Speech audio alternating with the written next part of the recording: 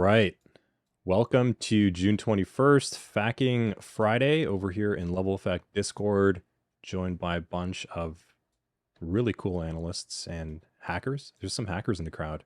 There's a detection engineer as well, too. I see you over there. I know who you are. I see the others as well, too. So welcome. Thank you. What we're going to do now is we're going to dive into a little bit of network traffic analysis. And this is my little Windows 11 VM. And what we're doing today is something that I would expect students to be able to do after they go through our fundamentals courses. So that's the point of this is until we release Cyber Defense Analyst on demand, we're going to do a little bit of a walkthrough week by week of some of the skill sets that you would learn through the fundamentals and also develop further inside of the CDA training. Both as to kind of spread a little bit of awareness about what this role is about, what we do, and also help those that are studying along the way. And then this will be recorded as I'm recording right now. So what do we have here today? We've got a little PCAP, and we are going to open this up inside of Wireshark. So the PCAP is called Who's Downloading What? I don't know what they're downloading, and we're going to find out. So I'm going to open it up, and I'm going to open up a little notepad here in the side as well, too, because I haven't installed VS Code yet, and I prefer VS Code, but I'm going to, oh, you should not be looking at that. That's something I got to edit out after. That might be CTF related. Dun, dun, dun. So we're going to open up a new text document. You saw nothing. That's right. Nothing. And I'm going to sort of have a little investigation thing here on the left-hand side. This is going to be my little case management, what we're going to do. So first of all, I'm going to copy out the environment of what we have. And what we're looking at is a LAN segment, and we have a domain. And what we're looking at is the 10.06.12.0/24 LAN segment, and our domain is frankandted.com. So what we need to find out is what actually happened here. This is a network capture. It's called sniffing traffic if you do this locally on your network at home or at work. But we've sniffed network traffic. So someone's in chat over there. I'm not going to say names, so it's not recorded. But you can't see anything. Can everyone else see my screen? That would be really bad. Okay, good. All right, so just you over there. Check your Discord. Maybe restart it. I had to restart my Discord for this to work before things kicked off. So what we got over here is we have a PCAP.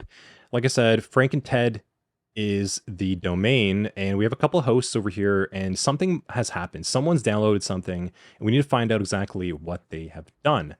So normally, you might have network traffic that is from an alert. You might have an observable, or you might have a network capture that is just sniffed network traffic like this. And that's what we have here today. So we don't have an alert. We don't have an observable.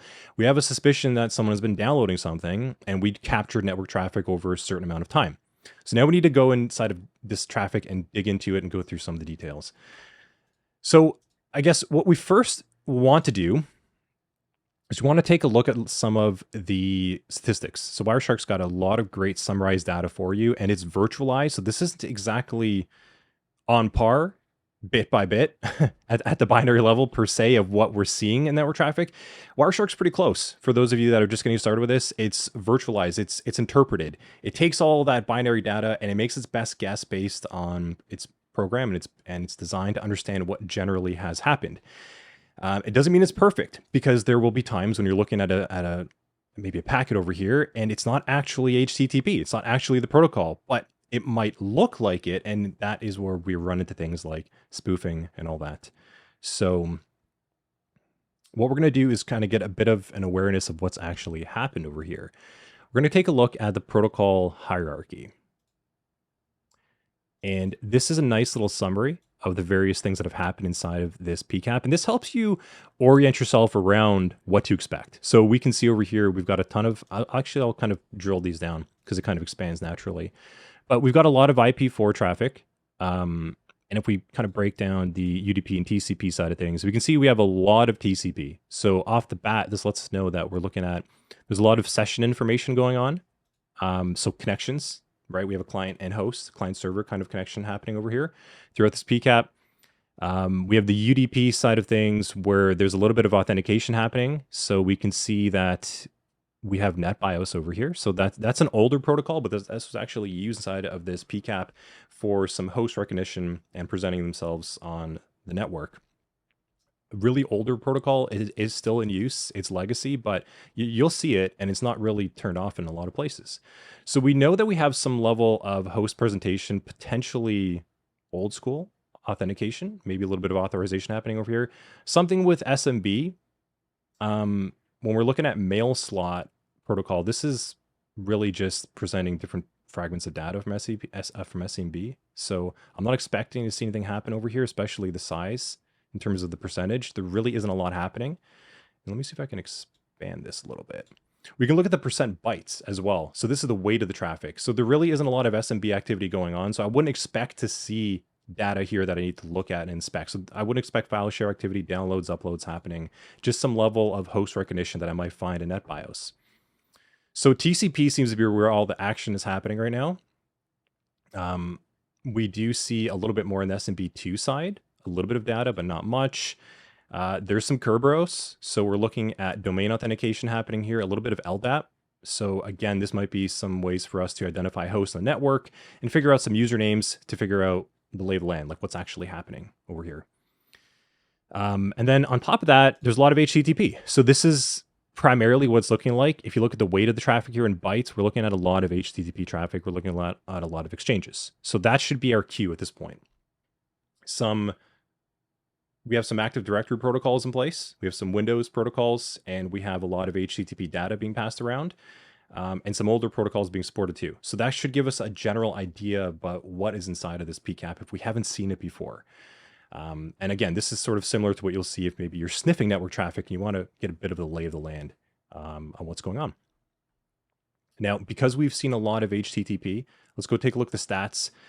Hop inside of this drop-down menu, and there's a lot over here for those of you that are new, but we're looking at HTTP because that's where the bulk of the bytes are actually occurring at this time. So let's take a look maybe at the packet counter. We can kind of walk through this list a little bit. So it looks like in terms of HTTP response codes, there are some redirects. So that's interesting. We should take note of that there's some redirect action happening here. And that's pretty typical when you're looking at maybe like a drive-by type of download activity. You might have malware being downloaded and then it's sort of sending you somewhere else. So that's an indicator right away that there's something wrong. It's not common, but it's common enough that it does happen, but it's a cue for us to look into that. And then a bunch of 200s, so a lot of OKs, so a lot of requests that have happened. Now, interestingly, we see actually very few GET requests and a lot of POST requests. So what's happening here is we're not downloading a lot of network traffic. It seems to be small, right? Like the GET request is where we're trying to obtain some HTTP, or rather some HTML and bring it down to our browser, and then we can render it and see a website. That's what a GET request is, effectively, or trying to get a resource, some type of file from a server. And then we see a lot of POST requests. So we have more login or more upload requests happening over here. We're sending data out. So that's kind of weird. That's unusual. So to me, right off the bat, that's very indicative that we've interacted with something, and then we've tried a lot of login requests, a lot of login attempts, maybe a lot of upload type of activity or pushing data somewhere else. So holistically, we can just look at the traffic at a high level right now and say, Windows activity, Windows protocols, Active Directory protocols, there's authentication involved. There's a very few amount of requests around getting and downloading resources, but then a ton of posts. So we're seeing a lot of login activity potentially, and some redirects. That alone, just by looking at these two screens, and this is why Wireshark's so great. You know, like you're not going to use this every day inside of the field, but when you do have the opportunity to be kind of directly drilling down network traffic, it really helps you understand the protocols and the narrative and the story of what's actually happening here. So off the bat, we can make a pretty safe guess, I would say, that there's some level of download that happened, because if we have 3 GET requests and then 2 redirects, that means there were 2 major redirects that happened there, but then a lot of post activity. Something was sent me somewhere else, and then I logged in many times after that in terms of the ratio of what happened. And we're dealing with a Windows network, so maybe something was downloaded on a Windows endpoint, and then something triggered. So that would be my guess if I'm looking at this right now. That's something that maybe students, when you get through the fundamentals, when you get through CDA, that's what we're training you for. It's we're trying to get you to have that mindset and that mentality for that investigative, evidence-driven type of analysis.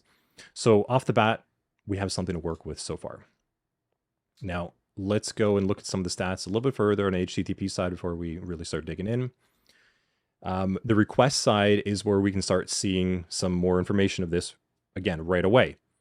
So this isn't normal, right? We have a weird domain name over here, SNNMNKXD. No one's typing that in. They might click on that on a link, and then it goes to post.php. That's not normal.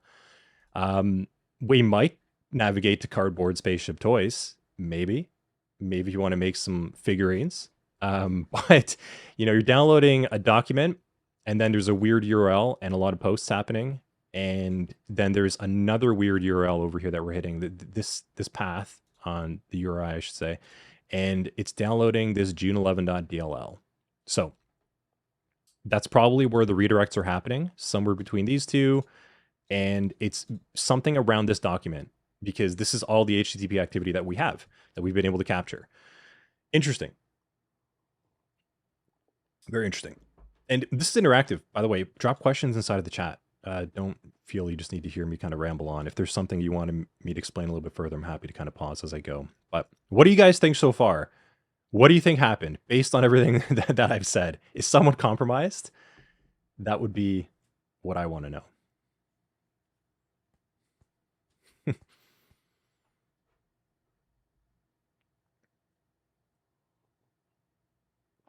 Yeah, we got the chat typing.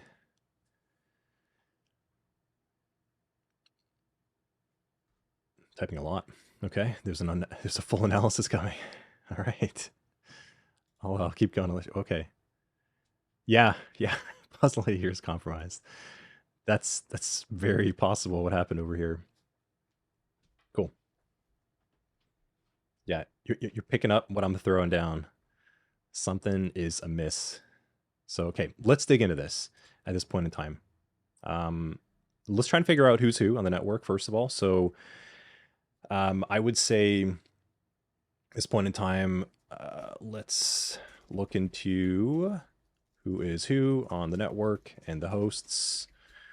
We have strange HTTP activity happening, redirects, DLLs, and non-human readable domains being visited. Some authentication, possibly on a Windows network and domain using Active Directory protocols. Must find out more. Something is wrong. Okay, so something's not right at this point in time. Malware kicked this off to download additional. Good thinking, chat. Yes. Something triggered something. This isn't just like a single request, right? Like there's some type of ping pong activity happening right now. I like it. Okay, so let's look into hosts, try to figure out who's who. We may be lucky. We can go throw a filter, maybe like DHCP. So if we had a DHCP release and renew kind of happening with the IP addresses being readdressed on the network, we might get some information. So let's try to figure out who is who at this point in time. If we figure out DHCP, we got a source request over here as a broadcast. Let's kind of take a look at it a little bit further.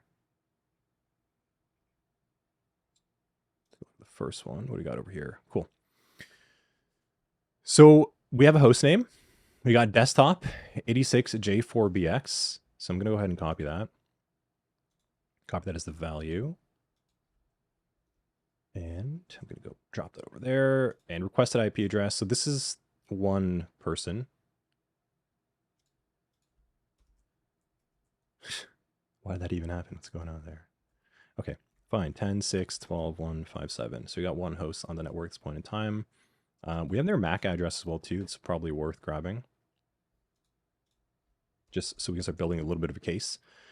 And so that's one. So we have one desktop.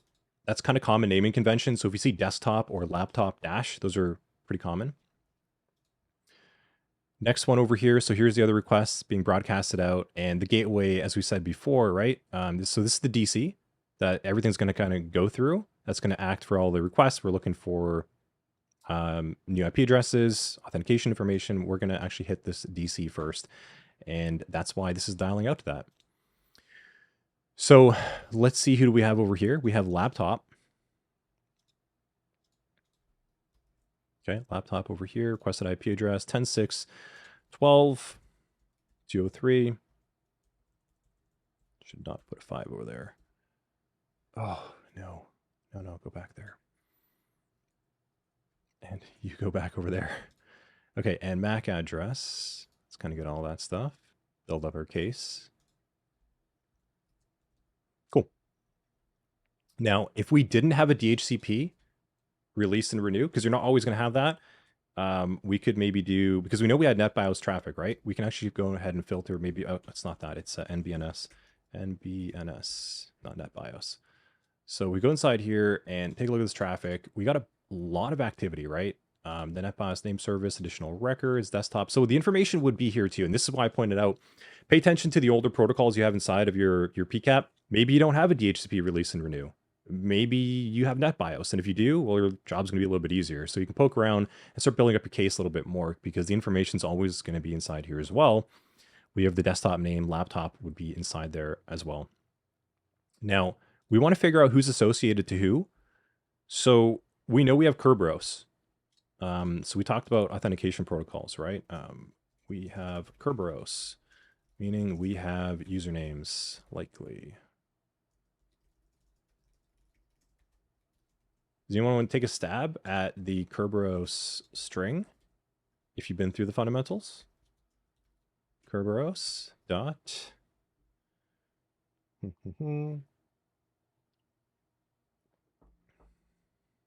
Who's not sure, I should say, maybe.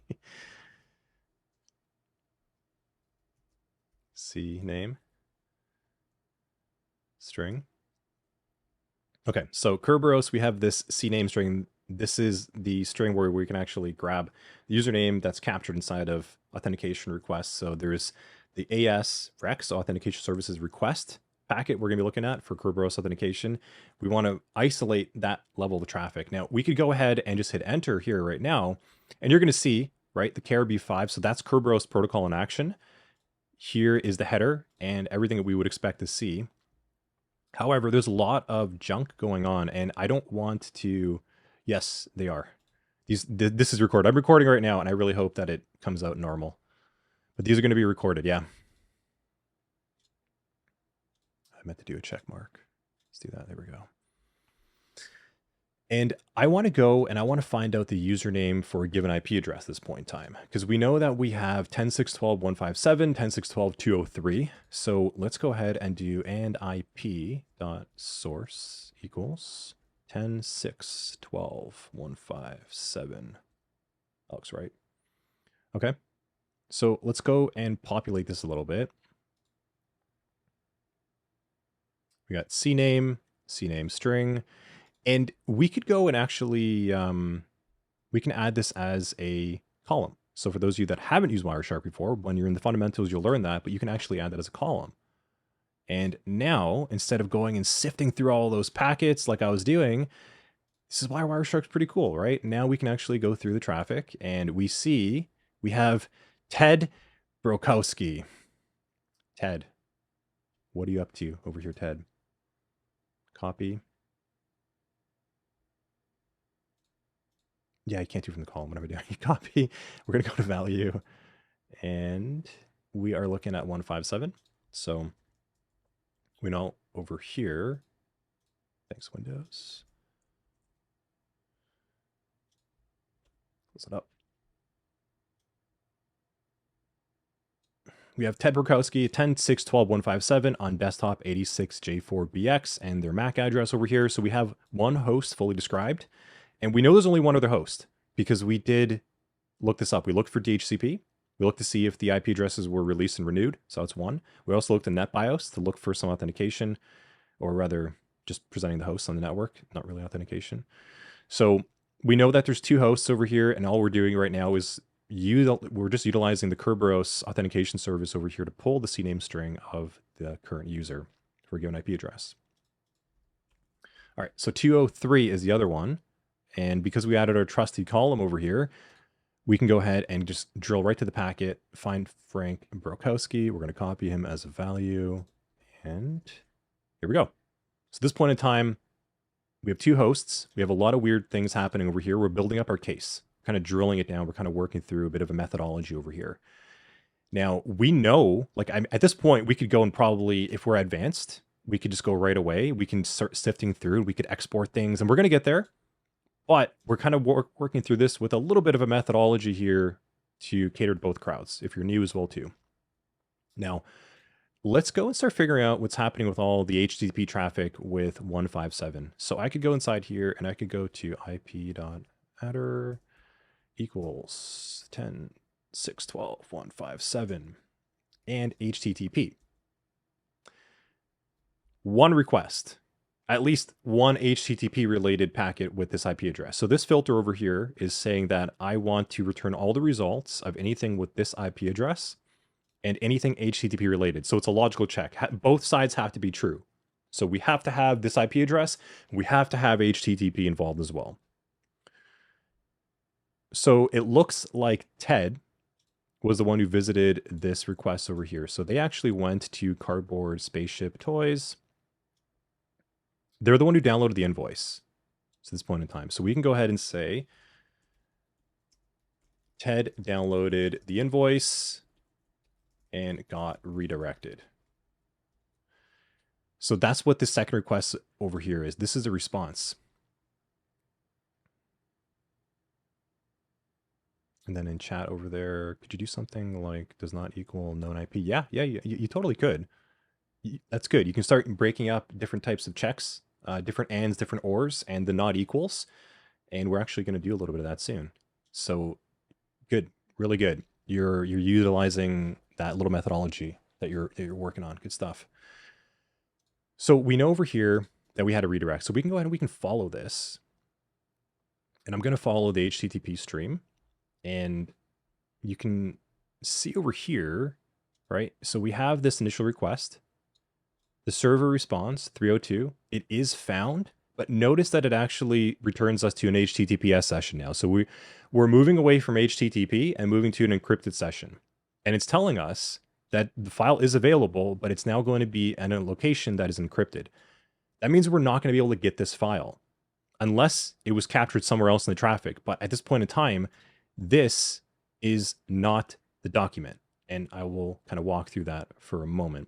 Now, what we can do right off the bat is let's go inside here and let's actually grab this link and we can do a little bit of OSINT. We can start doing a little bit of CTIs. We can look around for any known threats associated or any known types of bad actors that are associated with this link. So we can go to the link, maybe like VirusTotal, if I can type. Oh, Bing. I got to change that default browser. This is a new VM. Don't get mad at me. So if I go inside here and paste that link, not good. So right away, this has been flagged by the community. It's failed some various vendor analysis tests. And this isn't always an indicator that something's wrong. It just means that it failed their antivirus types of checks, like their detection tools, their scanning. It's not always bad, but it's a pretty good indicator that something is wrong here with this document right away. There's possibly some details that we could look up here as well, but notice that we actually got a 404. So a 404 on the HTTP response side of things is an error, file not found. So this link is not going to be active anymore. So whatever's hosting this is long gone. And the last analysis was 3 years ago. So this is actually some time ago. Doesn't mean that we can't find out what happened. The community hasn't said anything either. So we are looking at a very suspicious download to a .doc that was redirected to a host that is no longer active due to a 404 response. VirusTotal has confirmed to some degree that the link is malicious. So we're kind of building up our case here more as we go. And let's actually take a look at what that file is. If we go to File and we go to Export Objects, and you'll learn about that as you go, we can export all the HTTP objects that were possibly downloaded. And we can see over here that there is a document. It looks like invoice-86495.doc, right? But there's a problem. Like, that's a pretty small file, 241 bytes. And this is why I was saying that it's not going to help us. So we're going to walk through that and figure out that this is not actually going to help us. If I go inside and download this to my desktop, and even if I'm following the stream right now, you can see that this right here, right?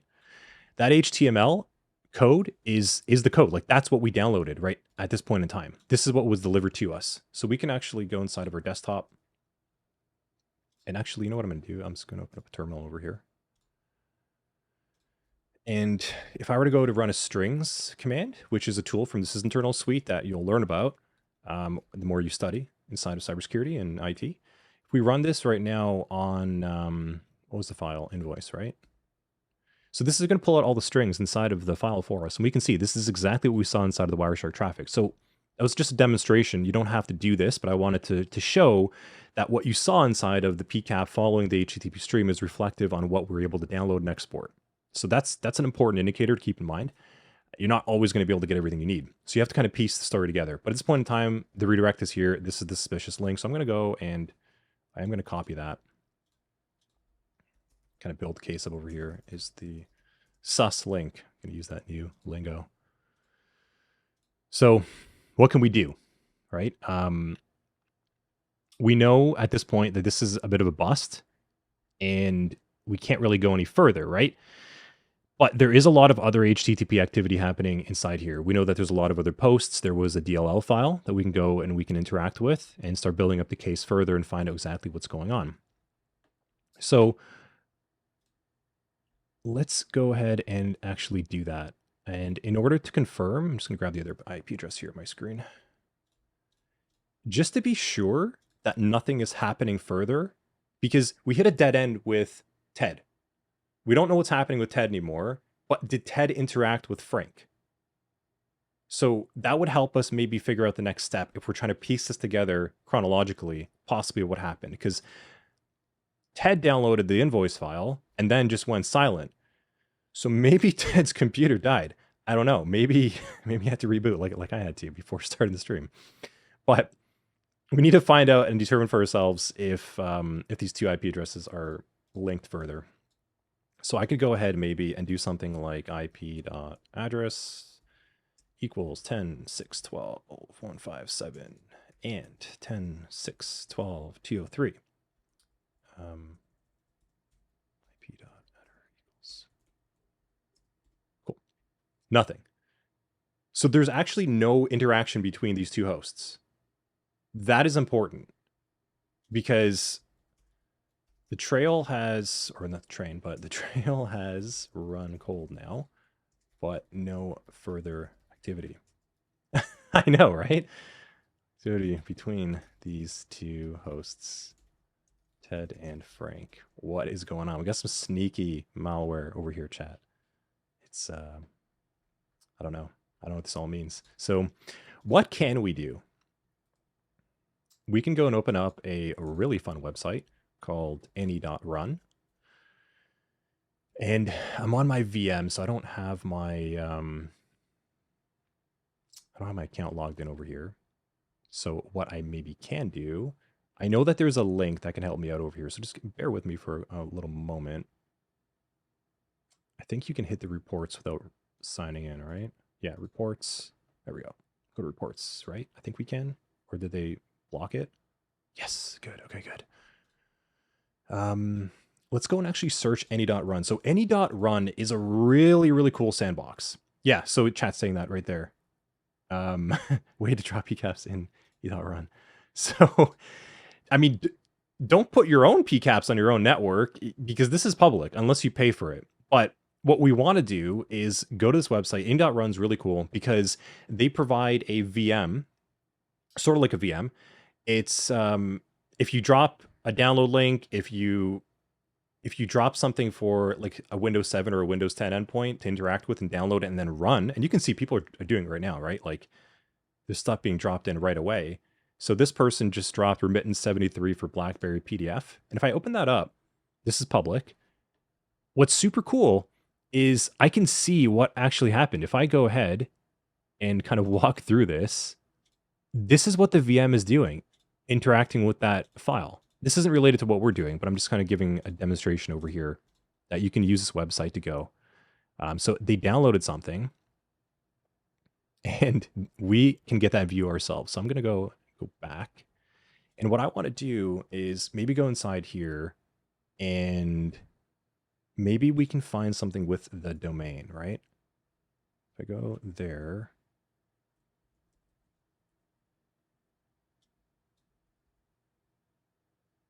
Yeah. Okay, so it looks like this was actually interacted with quite a bit. And so here's some suspicious activity. Person says malicious activity. This goes back a whiles away. Let's click on this one. So this is actually what happened. This is what would have happened to Ted's computer. It looks like they went to that website, download something. In this case, the page can't be displayed. So whoever submitted this, it didn't work out properly. We'll take a look at the next one.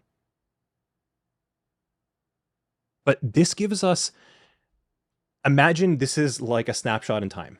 Imagine that we want to go back in time and see what Ted did. Well, fortunately, if someone was able to submit a public report, we could go through and do that ourselves and see. So give me a second over here.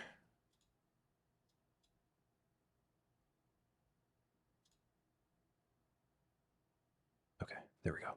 It's loaded properly now. So it looks like this is what Ted would have done. They would have went through their browser, and this is the file. This is actually the invoice file. So we couldn't pull it out of the PCAP, but that's what it would have looked like. So you can see it has the writings on the wall of everything that is wrong. Like this is clearly a phishing attempt. I mean, if we've ever seen emails that hit ourselves and have like a Word doc or like some type of Excel file attached to it, go inside your junk folder and take a look. Like they all look like this, right? It's really like right to the point. Here's an action. Here's why you need to do it. You need to do it now. Like there's a sense of urgency in these types of attacks. And it wants you to enable macros. So macros means if we enable that, we're going to have embedded code within inside the document that'll execute on the endpoint and start doing things. So that's actually what would have happened. Let's see if anything else. I think that's the end of this. But that's a pretty safe bet at this point in time to determine that Ted was compromised. I would say, like, if I were to look at this, that's unusual. And there's a lot of indications at this point to let us know that Ted was compromised by some type of malicious document that they downloaded. But there's no further activity. But we got a bit of an idea what happened over there. Now, I fortunately know in any.run link that is a little bit better than that instead of us kind of messing around, so we can be mindful of our time. This is a better one to kind of walk us through, but we might actually be able to hit play as well. Yeah, so this actually has proper recording. So we can watch this. This is what Ted would have done. And if we're threat analysts, if we're cyber defense analysts, if we're working in the field, this is super helpful to see what actually happened, right? So they would have downloaded it.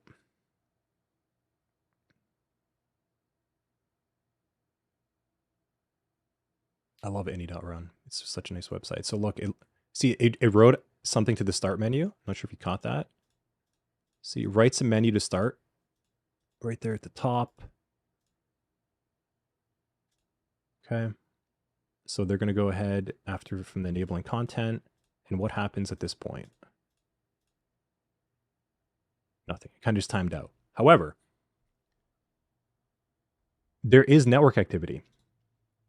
It looks like it went to immortalshield.com. read.php. And we saw post.php. So we go inside of here, copy that. That looks probably like the end of this, but that's what happened to Ted. So Ted may have been redirected to immortalshield.com read PHP. So can we actually go ahead and determine that? Can we prove that? Because we can think it, but we need to prove it. Otherwise, we can give a suggestion. You have to be really factual with stuff. So I'm going to go to IP address. So Ted over here is 10.6.12.157. And we're going to look at TCP packets. And I want to say anything on a TCP side that contains immortal. And there you have it. So the source, here's Ted's IP address, and there's a client hello. So we have a TCP session connected out to immortalshield.com. So we had a session being connected, the server hello. So this is encrypted at that point, or at least it possibly is. We don't have further traffic beyond that. We don't know, but there was a TLS session that was established between Ted after running the invoice document that was redirected to some other website, the Cardboard Spaceship Toys, that is no longer online, and it did go to the immortalshield.com read.php. So based on the any.run link that we had, the one that we were messing around with, let me grab that link over here. Play-by-play of what happened recorded here. Cool. So that's the end of Ted. Ted got redirected somewhere and he went to immortalshield.com, and we don't have any other further evidence to help us figure out what happened, but there was a malicious document with an embedded macros that was executed on their endpoint, because based on the any.run task, if it wasn't executed, then it wouldn't have redirected, or it wouldn't have sent out a connection request to the immortalshield.com. So he did run it. He did enable macros. He had to have some level of permission to be able to do that. So there's a lot we can unpack with Ted's account that we can say based on what we had been able to determine at this point in time. So the story is getting, it's getting deeper. That's the end of Ted, though. There's really no further activity at that point. So what happened to Frank? Because why is there a bunch of post activity happening? And we can come back. We can start doing some further analysis later. But let's go and do some more research, find out what's happening to Frank. So what I want to do is I want to go and look for any HTTP request or TLS handshake dot type equals 1. So this is going to say anything that allows us to record HTTP requests or client hellos. So a TCP session like this, because you can see that's not a, if you look over here at the protocol, for those that are still new, this isn't an HTTP flagged protocol piece of traffic. This is TLS version 1.2 by recorded by Wireshark and interpreted for us. So if we just filtered for HTTP requests, this wouldn't come up. And this is why we need to actually filter for any type of client hellos, because the story has gotten a little bit convoluted now. We need to find out what happened to Frank. And I want to get anything associated to Frank's IP address.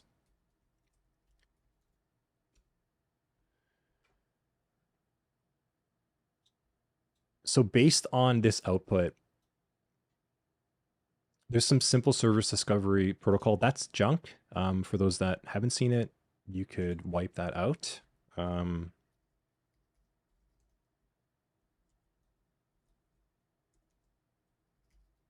think, right? I think that's it. Oh, wait. And does not equal SSDP. I think I'm totally butchering that filter, aren't I? Let me double check my... And, that's right. That's right, get rid of the equal sign. Okay. That's what I was missing. So, let's get rid of all that junk. Or I could, yeah, James, it's true. I I could just wrote and not, but getting fancy over here, thinking of the other chat message. So what we've got over here, if we get rid of that junk, we have some client hello sessions that were initiated over here by Frank. So this looks kind of normal, like Microsoft stuff, Bing. It's Bing everywhere. It's always Bing. Normal Microsoft types of things. But then we can see that Frank initiated a connection out to what looks to be, like this is kind of weird. This is an IP address. So the host here is actually the IP, like the numbers. This isn't resolved to the domain name. That's really unusual. So Frank connected out to like an actual IP address to at and what was the request? Let's just copy that.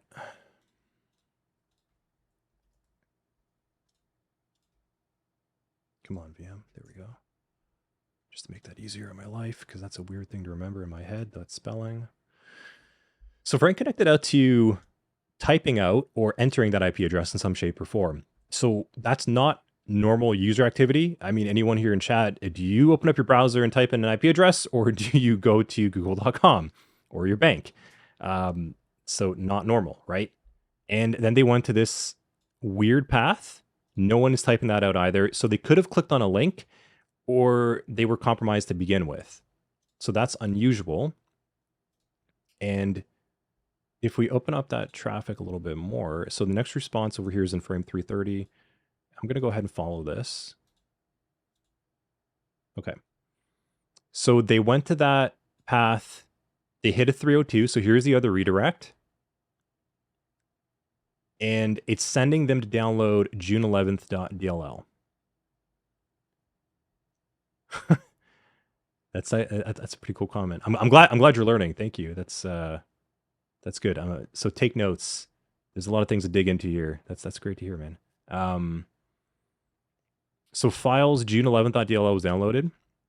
This is the redirect. This is what actually happened. So interesting. So we're going to go ahead and copy that.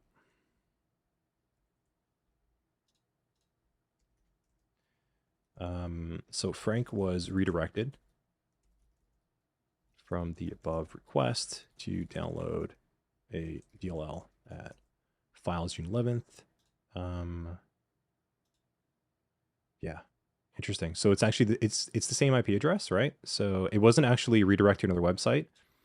So if we look over here, we can see they went to 205, 185, 125, 104, and it just redirected them to another path on the server. So it's the same server that they were connecting out to, and it sent them elsewhere. And that's a way to avoid some type of detection, because if you're just monitoring for GET requests that are looking for DLLs or MZ, we're going to talk about file headers in a little bit, then you could catch that right away. But if we were only looking for that, and that rule was circumvented by a redirect, and then maybe the rule wouldn't inspect traffic beyond that for a number of reasons, then this request could possibly go through.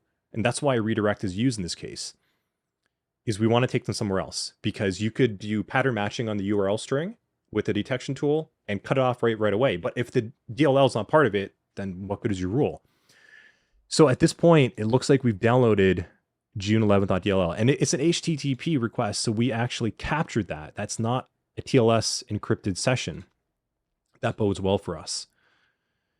So let's go ahead and take some further notes. I'm going to go back to my original filter though.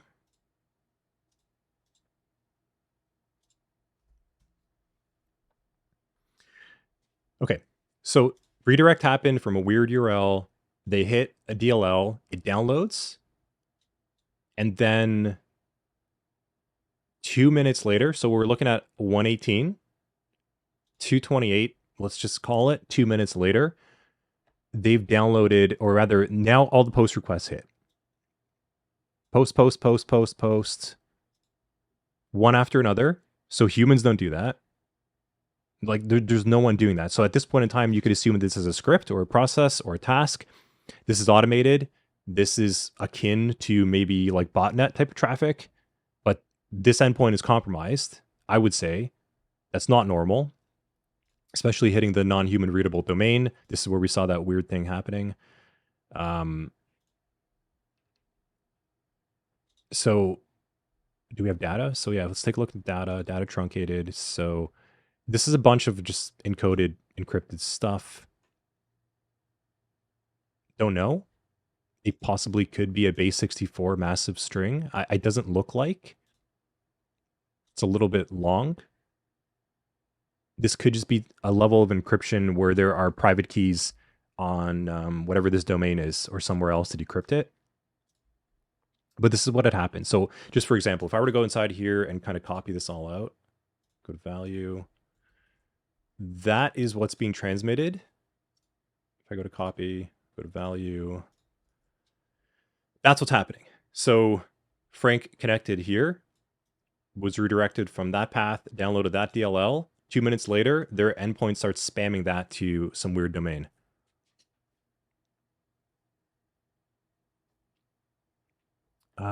If you guys are having some weird issues with the Wireshark window, maybe check the resolution.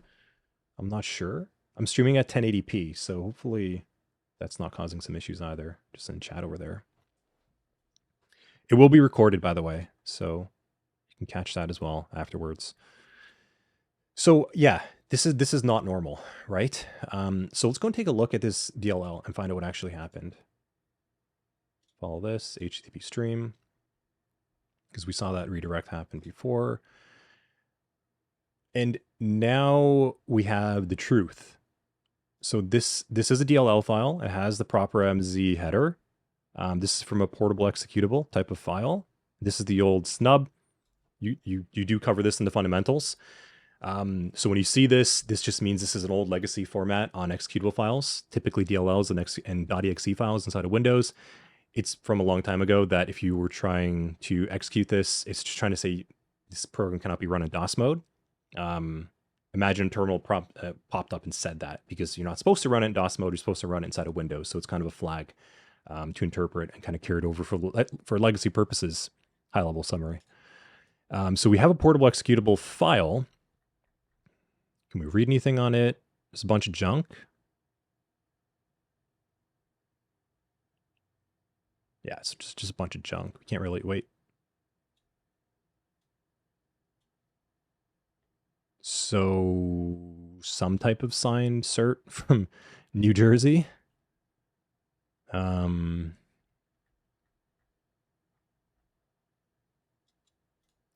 don't know, but there's a better way to do this, and that's what we're going to do.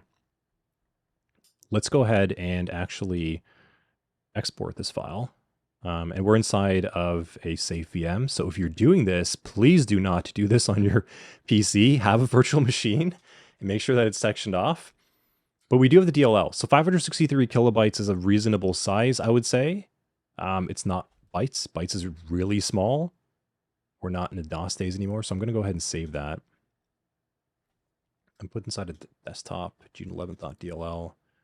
And there's a couple things we can do. First thing what we can do is we have another sysinternals tool over here that you would learn about eventually, but you can use sigcheck, and this actually gives us an output. It's kind of like a quick scan of the file. We get the hashes. It uploads the data right away to VirusTotal as well too, if we wanted.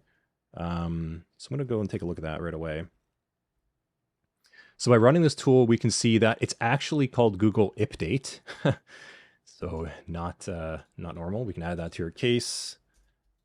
June 11.dll is actually Google Update by name. You know what? I'm going to keep this around here. Spams this data as post requests after compromise. Just to kind of keep that organized. So we got an MD5 hash. We got a bunch of hashes over here. I'm going to grab the SHA-256, a little bit more trustworthy, but not trusted. So clearly not a June11.dll. This is an executable to do something. So kind of weird. Let's go take a look now and see if we can find information on this online. VirusTotal would be good for this. because any.run is going to give us too many reports of just like play-by-plays, and VirusTotal is a little bit easier to go find information on that. So that's bad. That's really bad. So this has obviously been flagged in the wild before. This hash has been known, last modified 19 hours ago. Someone was compromised 19 hours ago, or just looking it up. I don't know.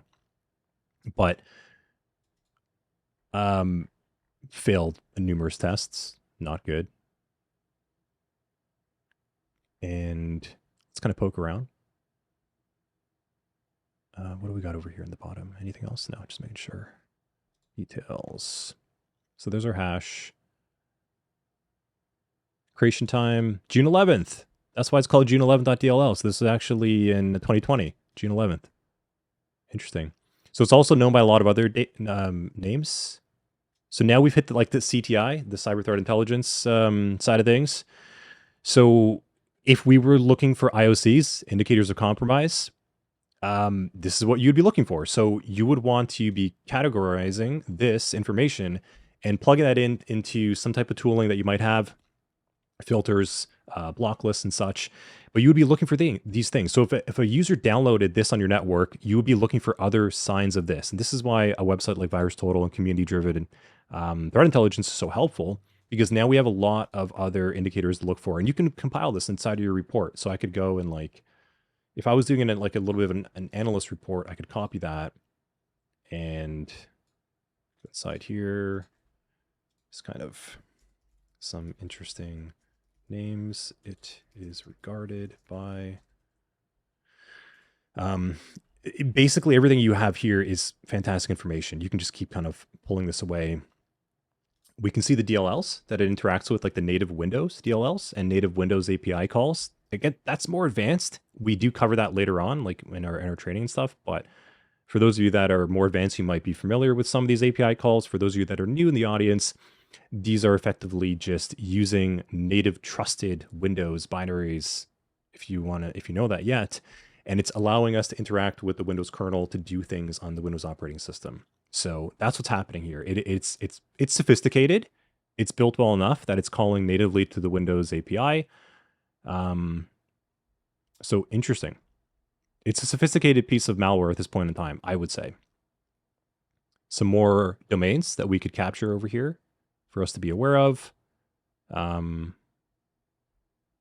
people have put together what it kind of looks like. So we saw in the chat earlier mentioning a dropper. Yeah, so like some dropped files. It looks like some people have determined that's what it does.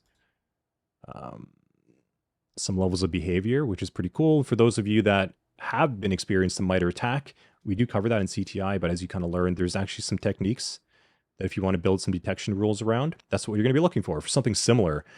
Things that are performing the same level of techniques should flag your tools and hitting those Windows APIs. Yeah, cool. Good to hear. Yeah, I just saw the comment in chat. It's good to hear. Glad you're excited about training and stuff. I'm glad you're enjoying this. Sweet. So we have a lot. Let's take a look at the community tab.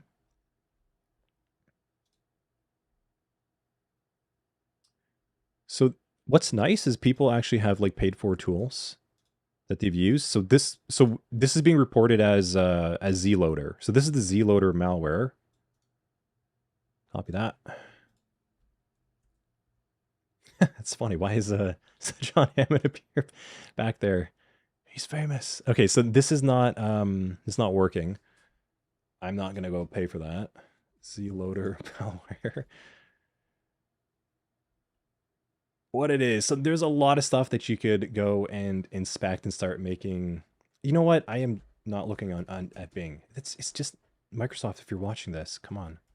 Zloader malware. How am I supposed to interpret that old web page over there? Like this right away. This is an actual InfoSec Institute link instead, not like a blog.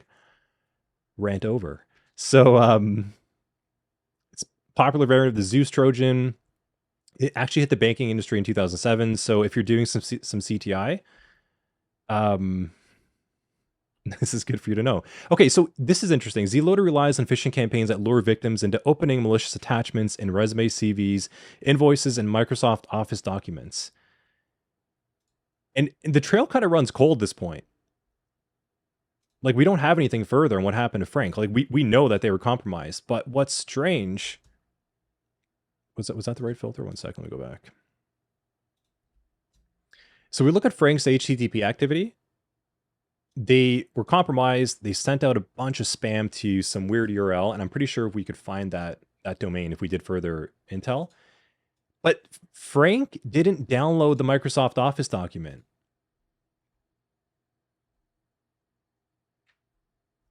And it requires, so the DLL requires activation. You see, have attached a fake Microsoft Office document and with the malicious macros that will download and execute the Zloader payload. Frank didn't download the Office document, but Ted did. Ted downloaded the Office document, went silent. Frank's endpoint downloaded the DLL and got compromised. But there's no network activity happening between them in this PCAP. So I don't know. Like, we don't know what happened here beyond this, but we do have a narrative. And this is what's so compelling and interesting about doing this level of analysis, is because we could have just said Frank downloaded malware and they got compromised. But what they did is not answering how they got compromised truly. It's actually conflicting based on research, saying that Frank should have had the Office document on their computer to be activating the DLL.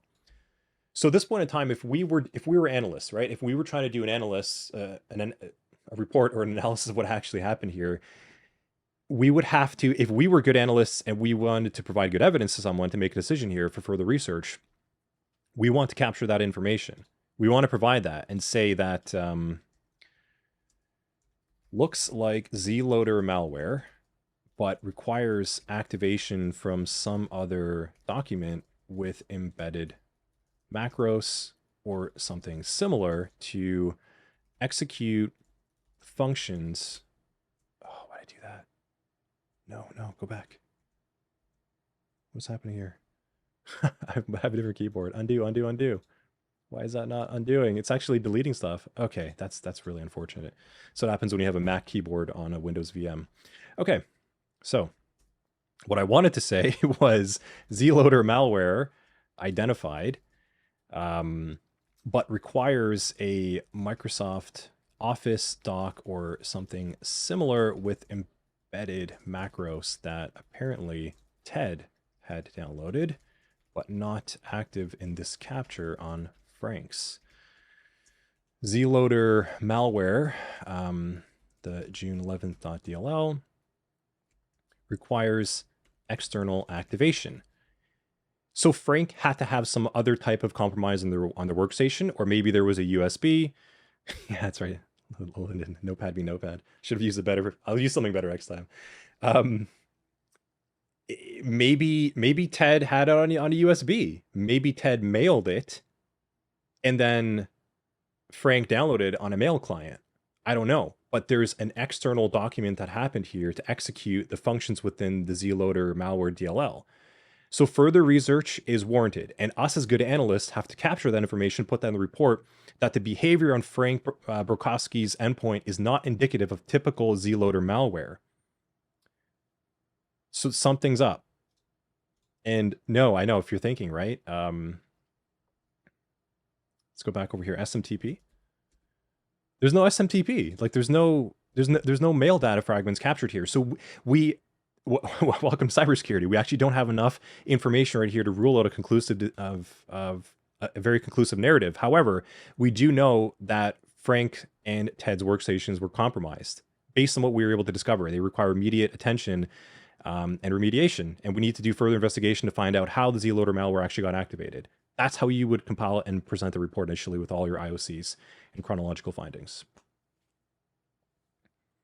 Same email thread, yeah. SharePoint, I don't know, but it's not in the network traffic. But those are great suggestions in chat. Based on the PCAP and what we sniffed, we know they were compromised, but we don't have enough information to fully conclude what executed the Zloader malware on Frank's endpoint. Dun, dun, dun. It was Teams, yeah. It's always Teams. So that's it for FAQing Friday for the part 1 recording. This is a network traffic analysis exercise and walkthrough. This is taking us through 2 endpoints that were communicating on a network. One was compromised by downloading a malicious Word document that redirected them to somewhere else. We don't have any other further information, but we also have another endpoint that downloaded the Zloader malware, and it was executed on their endpoint because it behaved the same way by activating a function and spamming out post traffic to some other endpoint on the internet. And it's possible that Ted and Frank's endpoints were connected in some other way to have that Microsoft Office doc execute the Zloader malware, possibly.